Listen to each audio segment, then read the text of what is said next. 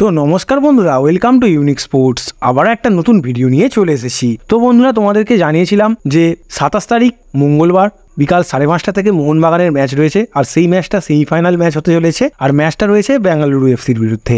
আর তোমাদের আগের ভিডিওতে জানিয়েছিলাম যে কোন দল কতটা শক্তিশালী বা কোন দলের কোন দিকটা দুর্বল দিক রয়েছে, বাট তোমাদের বলেও দিয়েছিলাম যে ম্যাচটা কিন্তু হাড্ডাহাড্ডি হবে। আর বন্ধুরা, ঠিক সেই মতো হয়তো ম্যাচটা খুবই জমজমাট হতে চলেছে, কারণ বেঙ্গালুরুও খুব একটা কমজোর টিম নয়, যথেষ্ট মজবুত টিম।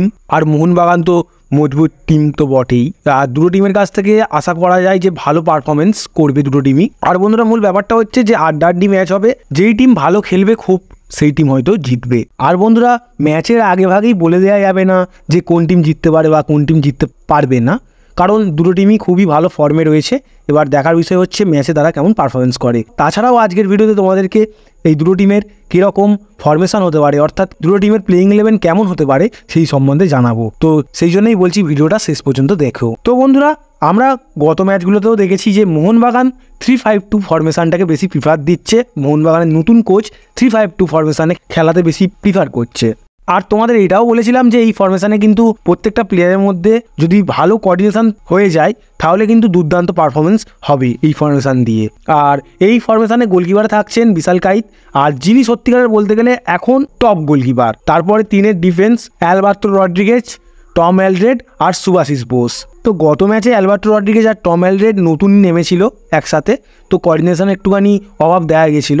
বাট আশা করা যাচ্ছে যে সামনের ম্যাচে তাদের মধ্যে দুর্দান্ত কোঅর্ডিনেশন দেখা যাবে। আর যদি দুর্দান্ত কোঅর্ডিনেশন দেখা যায় তাহলে তো বুঝতেই পারছো যে তাদের ডিফেন্সটা কতটা শক্তিশালী হয়ে যাবে। 5-এর মাঝমাঠ, অর্থাৎ মাঝমাঠে 5 জন খেলবেন, সেন্টার মিডফিল্ড পজিশনে খেলবেন 2 জন, থাপা আর আপুইয়া। তো বন্ধুরা, দরকার পড়লে আপুইয়া সেন্টার ডিফেন্ডিং মিডফিল্ডেও চলে আসতে পারে। থাপা সেন্টার মিডফিল্ডে খেলবে, আর সেন্টার অ্যাটাকিং মিডফিল্ডে খেলবেন সাহাল আব্দুল সামাদ। রাইট উইংয়ে খেলবেন মনবীর সিং, যিনি রাইট ব্যাকেরও কিছুটা কাজ করে দেবেন। আর লেফট উইংয়ে খেলবেন লিস্টন কোলাসো, যিনিও লেফট ব্যাকে খানিকটা কাজ করে দেবে। আর সবশেষ স্ট্রাইকার পজিশনে থাকবেন দুটো প্লেয়ার, জেসন কামিংস আর দিমিত্রি পেত্রাতস। তো বন্ধুরা, এইরকমই একটা দুর্দান্ত প্লেইং 11 নিয়ে মোহনবাগান হয়তো বেঙ্গালুরুর সঙ্গে নামতে চলেছে। তো বন্ধুরা, এই মুহূর্তে মোহনবাগানের এই প্লেইং 11-এর প্রত্যেকটা প্লেয়ারের ফর্মের কথা বললে প্রতিটা প্লেয়ার প্রায় দুর্দান্ত ফর্মে রয়েছে। বিশাল কাইতের কথা বললে তিনি তো দুর্দান্ত লেভেলের গোলকিপিং করছেন। তাছাড়া সুভাশিস বোসও ভালো ফর্মে রয়েছে। অ্যালবার্তো রড্রিগেজ তো আগের দিনকে একটা দুর্দান্ত ট্যাকেল করেছিলেন, তো তিনিও ভালো ফর্মে রয়েছেন। আর টম এলড্রেড রয়েছেন, থাপাও ভালো ফর্মে রয়েছে, তাকে তো প্লেইং 11-এ সুযোগ দেওয়া উচিত। তাছাড়া আপুইয়া তো ভালো খেলছেনই। আর মনবীর সিংয়ের কথা আর কি বলবো, তিনি তো দুর্দান্ত লেভেলের পারফরমেন্স করছেন। আর লিস্টন কোলাসো তিনিও, সাহাল আব্দুল সামাদও দুর্দান্ত লেভেলের খেলছেন। দিমিত্রি পেত্রাতস আগের দিনকে ম্যাচে লাস্টের দিকে নেমেছিলেন, বাট তার কাছ থেকে আমরা সব ভালোই খেলবে সেটা আশা করি। আর জেসন কামিংস তিনি হঠাৎ করে এইবারে দুর্দান্ত ফর্মে রয়েছেন। তো মোহনবাগানের টিমটা কিন্তু বেশ গোছানো টিম, সকলেই প্রায় ফর্মে রয়েছে। এবার দেখার বিষয় হচ্ছে যে পরবর্তী ম্যাচে তারা কেমন পারফরমেন্স দেয়। দেখো বন্ধুরা, মোহনবাগানকে যদি ম্যাচটা জিততে হয় তাহলে কিন্তু আপুইয়াকে দিয়ে নাগুয়েরার পাস বলো, বল ক্রিয়েটিং বলো, এগুলো বন্ধ করতে হবে। কারণ তারা দুজনে আগের সিজনে একসাথে খেলেছিলেন, তো একে অপরকে মোটামুটি চেনেন। তো আপুইয়াকে পুরো নাগুয়েরাকে আটকাতে হবে, তাহলেই হয়তো মোহনবাগান দল জেতার অনেকটা কাছে চলে যাবে। এবারে তোমাদেরকে বেঙ্গালুরু এফসির প্লেইং 11 সম্বন্ধে জানায়। বেঙ্গালুরু এফসি দল 4-2-3-1 ফরমেশনে খেলবে, যা আশা করা যাচ্ছে। গোলকিপারে থাকবেন গুরমিত সিং সান্ধু, 4-এর ডিফেন্স, সেন্টার ব্যাকে থাকবেন জোভানোভিক এবং রাহুল বেকে, রাইট ব্যাকে থাকবেন নিখিল পূজারি এবং লেফট ব্যাকে থাকবেন রোশন সিং।